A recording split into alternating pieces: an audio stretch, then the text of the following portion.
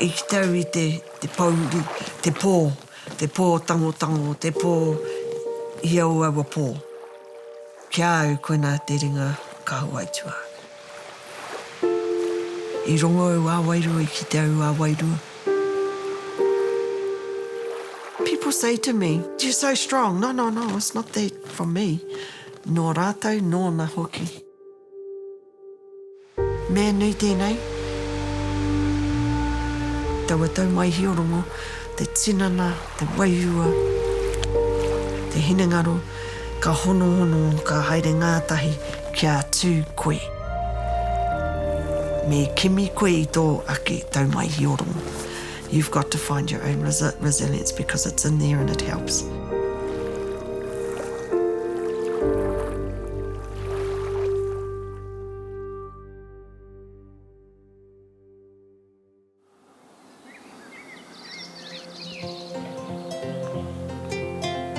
Me hoki atu ki te whakawhānau pipi. Kei roto I te kōpū ngā atua katoa, mā rātau e tiaki I tō pipi. Ka tei ka puta mai te pipi, mā te tohi, te pure, ka tiaki te pipi I tōna ake ao, ka tiaki ngā atua, ōna atua hoki, I ai anō. Kei konei mātou I raro I te maru o te pai au hongaroa me te puke o hirata ki konei. Kei konei ngā puna wai, e āwhina te whakarauorai I te tinana. Ara tawhi tō hoki, mai I taupo nui ātia, te kōpua kā napanapana, tai atu ki wā tātou nā whanaunga ki kauriki ngā puke hoki, mai I Waituhi. Te noho taku māmaraki konei tana wātuatai.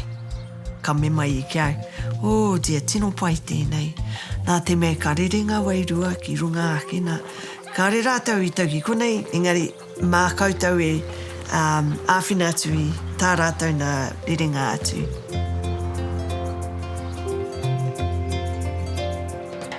Kei konei ngā whenua, kei wahura, ko tanumia.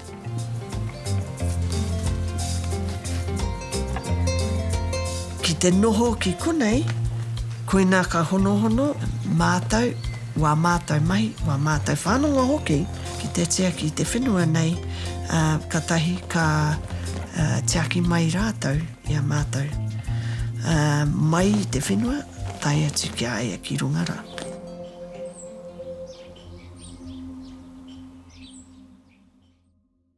Kau tētehi mokopuna te rangi I tā hinemehi hoki, tētehi hoki o kutaha no Ngāti Rākai Pāka, ko te rehu te marae, no Nuhaka, no Ngāpuna taku kuia, te māmara a taku māmara. Nā reira he hononga tā mātou ki tēnei, te iwi nei, Ngāti Tuwharetoa. Ko te tino kaupapa taku māma, te tiaki pēpi, te tiaki tamariki, te whakaako ki a rātou, kia tū I roto I wā rātou ake Māori, taha Māori. Wai mari au, nā taku māma te reo Māori, ko I tērā tana reo tūturu. Wai mari au ki te tupu, I roto I tau āhuatanga. Ko nā tana me mai kia mātou, kawe ware, me maumahara, no wai koe. No hea wai. No hea puna, no hea kaitiaki, no ana, no wai koe. No kahungunu, no hinemihi, no tuwharetoa, no wai. Aua tūpuna me whai atu, I a rātou.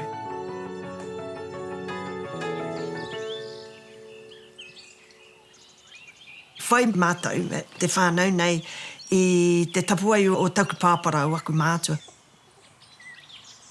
Nā te me he kaia ko mahita rāua, ka nuku ki ētehi o ngā takiwā he Pākehā taku pāpa. Tō tika ia, engari tana me mai kia mātou ngā kōtiro. Ka taia e koutou te mahi aha ko he aha, ka taia e koutou. I te waka I te kainga ia, kaore taku māma I kōrero Māori. Engari, taku pātai tiki taku māmara, titihi wā.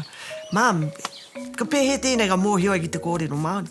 Tana whakaoki mai, oh dear, koena taku reo tūturu, ka whangai hauki a koe, i tō, i te wā e pēpē ana koe. So koena taku kārea roto, dear, ka whangai tiki a koe, i roto i te reo tūturu. So koena ka mōhio tērā.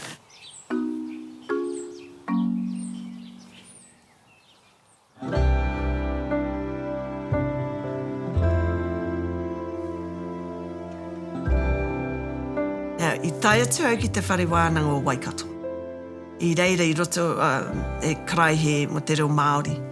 I te tuatai ka kuha atu au ki roto ka ki tau i tēnei te tihi tāngata. Oh, tino, tāhua rau atu, tall dark handsome. I murira ia e noho ana, se koena taku mai, ka haere ki te noho ki tana tā. Ko Boff Prentice tērā, Ian Murray Prentice taku hoaranga tērā. Hā te kehi māua. Ka haere māua ki te reo Pākehā, te karaihe reo Pākehā, ka noho pēnāna ki murira. And ka kōrero māua. Mai I tawa wā, I think 1980, 1979. Tai atu ki tēnei wā, kei taku taha taku hoaranga tira. Pata atu I te wharewānanga. I karanga mai taku tungāne a Edward Aboi. Hana mai, sis, āwhina mai a mātou I te kura tuarua o Hamilton Boise I tawa wā kirikiri ro I tawa wā. Nea, kārau I te tino pīrangi ki te mahi kai ako. Nā te me, I tupu ake mātou I te mōhio pai mātou I ngā mahi a māua a mātou nā mātua. Te wera I te rai, te whakapaukaha rātou, rāua e te whakaako, te āwhini I ngā whānau, te plan I wā rātou mahi mā iara. Engari, taku kuhua tiki roto I te Hamilton Boys haina, me te kite atu I te koa, I te pāhi rātou, I tā rātou nā kura tiwhiki te mo te reo, well, ka timata au ki te wamahi.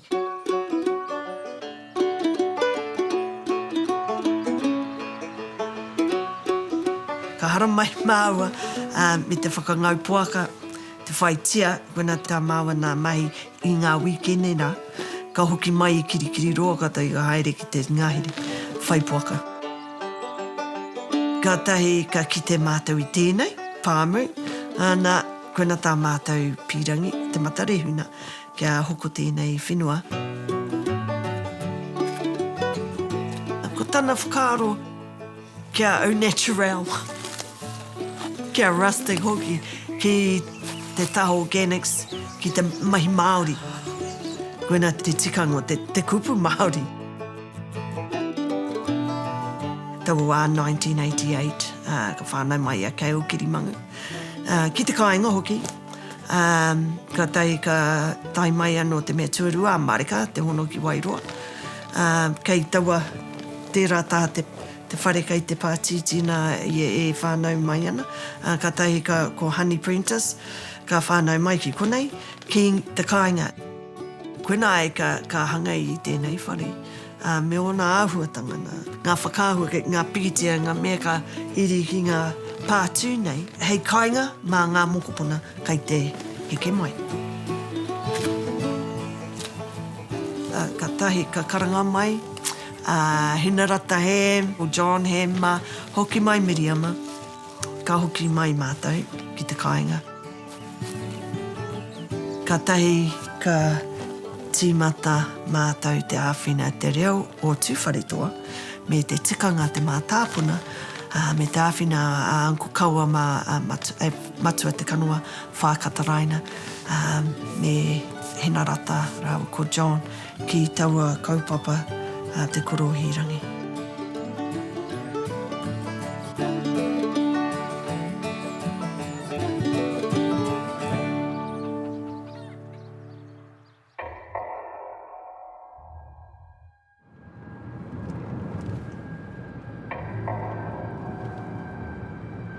Te whara.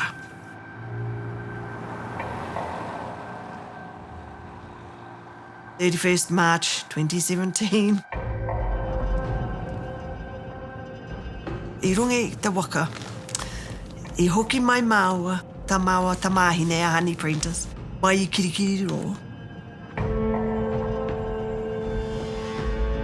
Ka tai, hei te wātina ka hoki atu au ki ngā tai ātea, kei reira Honey e kuraina.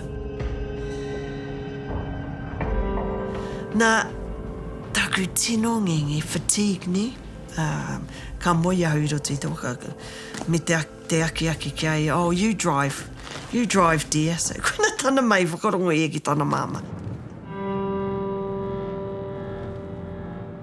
Ka tai ka taraiwa hoki mai. The back road na the western access, ka tai atu ki Hurakia. He wāhi anō tērā, kei reira rātau me ki Kotia, te wā, I tuku karakia I taua wā me te hurakia I ngā kāwai, karakia ngā tohunga. Kei waingi ia tihoi me whakarawa. Tai atu ki Hurakia, ka pēnei, ka taraiwa Honey, ka pēnei au, I roto I te passenger seat na. Ka tahi au ka rongo I te haruru o ngā kohatu. Kei wahuna ma te wira. Taku me atu ki te tamahine na. Oh, get out of the rough, darling. Ka tahi, ka kara I te mōhio.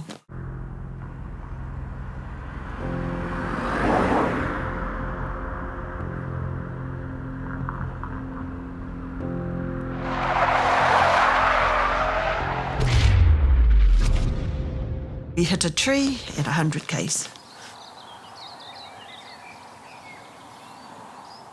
Nā te waka I motu he te ringa nei.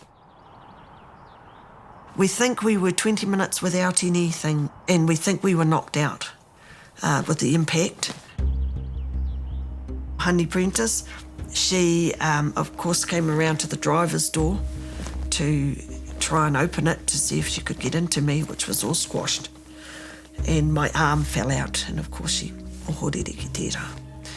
I don't know, the power of the brain is amazing because it helps. I don't know anything from that time to now.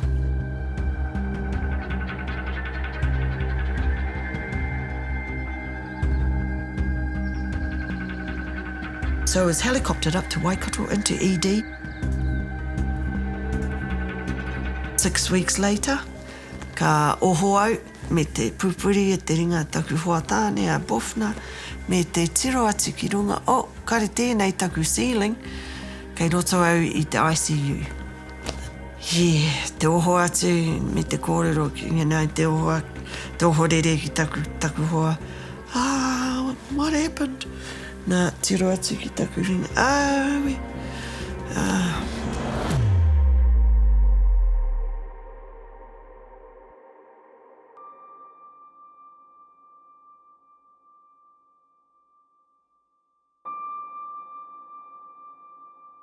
There were over 100 procedures that I went through. Many to keep me alive. Died a few times. Had a number of procedures that corrected ablation. That's when your heart is stopped medically. And in one particular operation or procedure, they stopped my heart twice. Mea nui tēnei, we talk about e tauatau mai hiorongo, te tinana, te waiua, te hinengaro, ka hono, ka haere ngātahi, kia tū koe. As soon as you're upright, mai raro, tae tuki runga. Ka tū koe, ka tīmata koe ki te orano. Good, that's it. Tuck the bum in, chest up tall.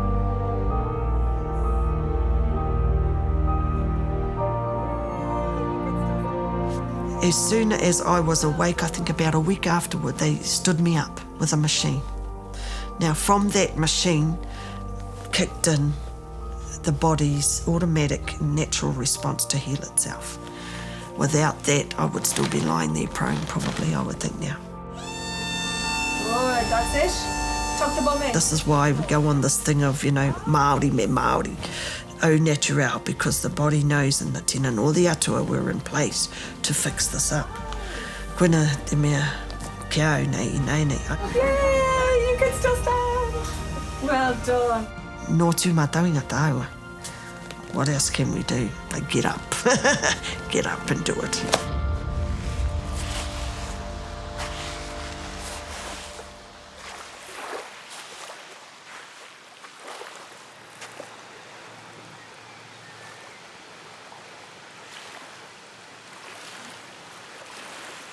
On 31st of March, this happened, and the more I say it out loud, the easier it becomes.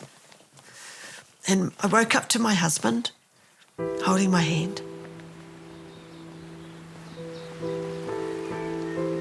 May, he decided he'd better go back to Australia, carry on his work and finish up there, ki te hoki mai kia hau.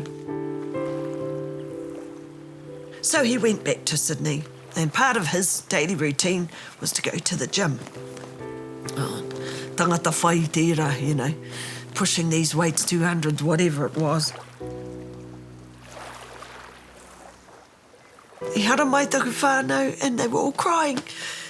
June the 11th, and, he whakaroa, te mate, how te raru, what's happened? What's happened to the mokopuna kapi, and here's me. And ka me mai, oh, Mum, it's Dad. He had a heart attack in the gym in Sydney and passed. And that was very hard for us, all of us, because koia taku pau.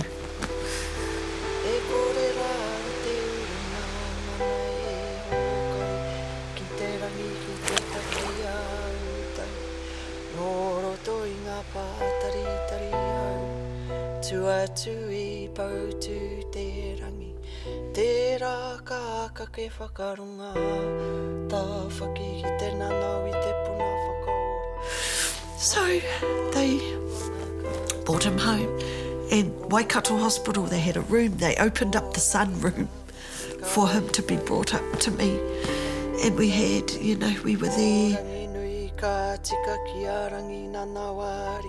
It was a tough time, all of us. We got through it. Ka tei ka mauria mai e ki konei. He was brought home. I tana tainga mai ki konei, tai atu ki tana marae ki Waihi.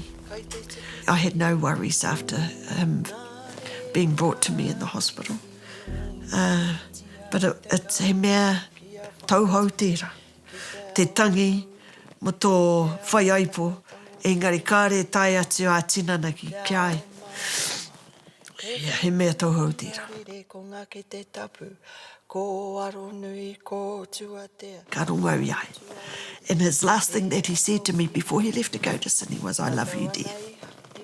I love you, dear. Ka tahi. And I watched him walk away. And now I see him ki tō taha ki konei. E kōrero pēnā ne kia hu, I love you, dear. Yeah. Kia noho mai ki Hawaii ki te nohanga nui a te iwi e.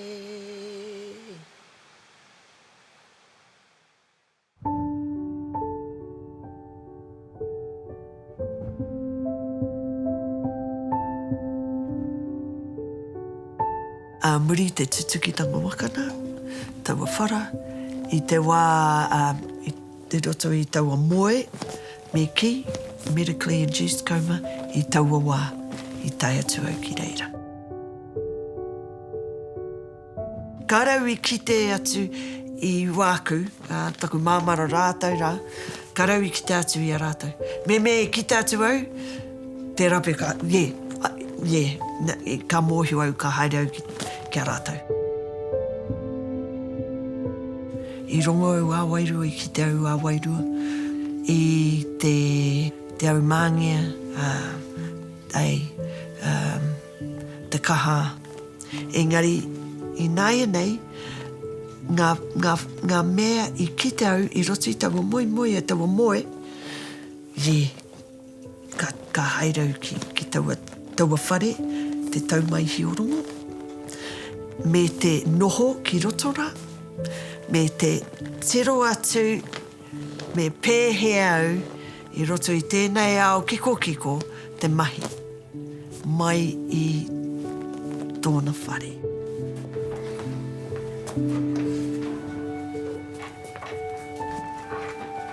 Tēnei wā, ka i roto i aku moi ka haere au ki taua kura, ia pō ki te ako, ki te matakite tōki, i ōna āhuatanga, kia arahi iahau, me pēhea ki roto i tēnei ao.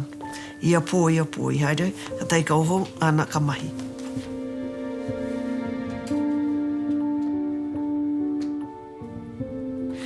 And I must say here now too, my bike.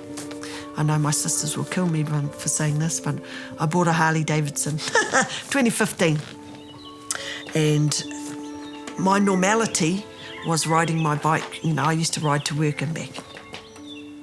I want to show you my arm with the piece that it will help me get my balance to ride, and then I'll go back onto my girl.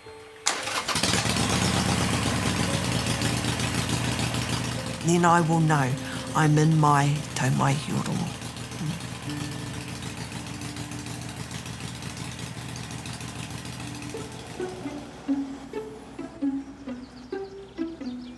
Roto i tēnei au, i hoki au ki te mahi. And me o nā āhuatanga katoa.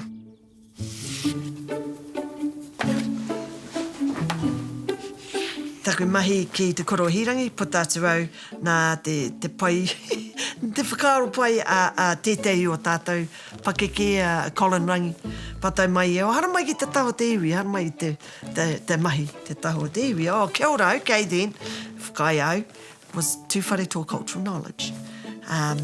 So, ko tana kaupapa, te haere ki ngā pakeke o ia o ngā hapu, tātou nā, tō tātou iwi nei, me te kohi kōrero, ka teika tuku atu ki ngā māhita, ngā kaiako, ngā kura, ngā board toki, me ngā tamariki mokopuna, mā te tūwharetoa cultural knowledge, ka whanga atu ki ngā tamariki, te āhuatanga nei o tūwharetoa. 81% of our kaiako here, kaore i te mōhio kia tātou, kia tāua, kia tūwharetoa. Kāre anō au kia kite i tana mutunga. Engari ka rongo i ngā kōrero anko kaua, me anko tumu hoki, me tukuna atu ki ngā tamariki mokopuna. Kau e matapiko hingi, kau e noho ki rungi au a mātauranga, te kore rātou i te mōhio, nō wai rātou. Me ki me whāngai atu, me kōrero.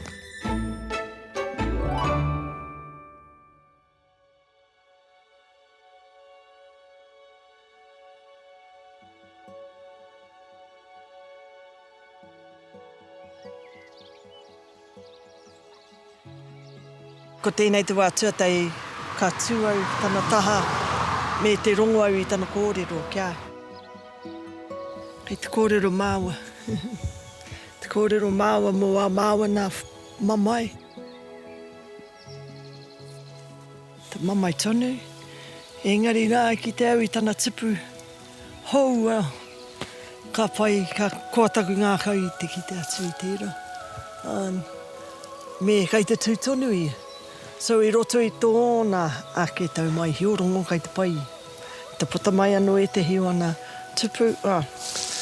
Kare kore ka tūtonu māua.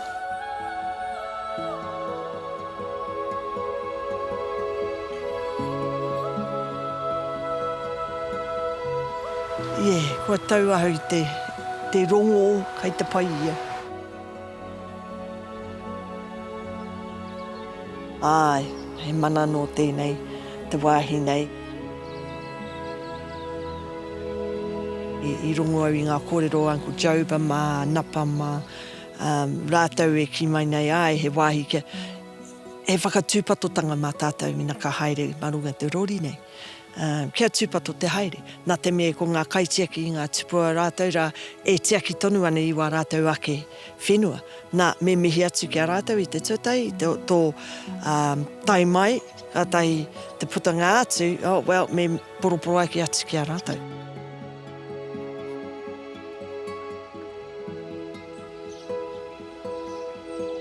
I rongo au a wairua, i ki te au a wairua.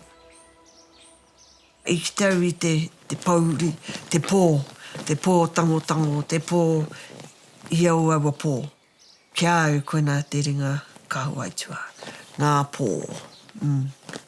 Te pō uri, te pō tango, te pō ana.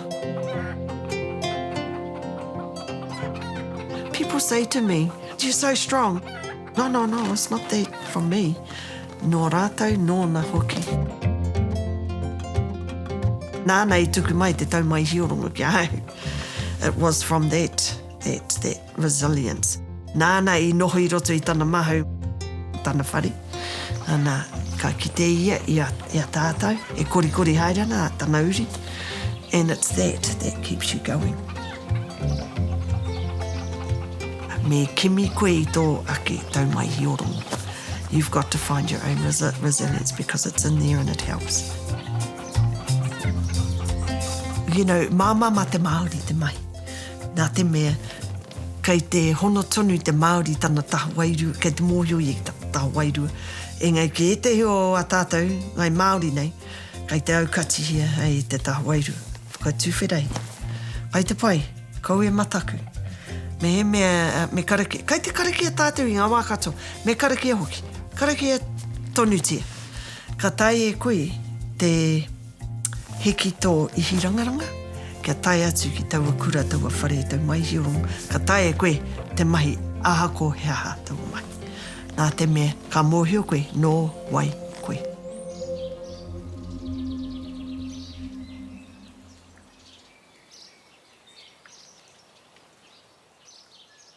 Ko aro nui, ko tuatea, ko tuauri, te whakaoki mai nei. Tātou anei i whakahukai, tēnei taha o te mangaro. Horahi ana ki runga o papatu anuku ana, te hau i pupuhi, ki a noho mai ki Hawaii ki, te nohanga nui a te iwi e. Ko rongo o te rā koro ngā wahine a Ngāti Porou he wahanui. He wahanui, he kamakama te waha. Koi te arero ngā wahine o Ngāti Porou. Whakaata e te pēhia. Ka kore koi te arero au, kei raro koe putua. Ka kore koe e whakamahi tō arero, hei whakamana i a koe. Aroha koe. Wahine mā o Ngāti Porou, kia kaha koutou puritia tō tātou mana wahine. Kaua tukuna kia me meha. Kaua tukuna mā tōtou tāne tātou e tohu mai. Tāne mā, whakarongo mai ki tērā.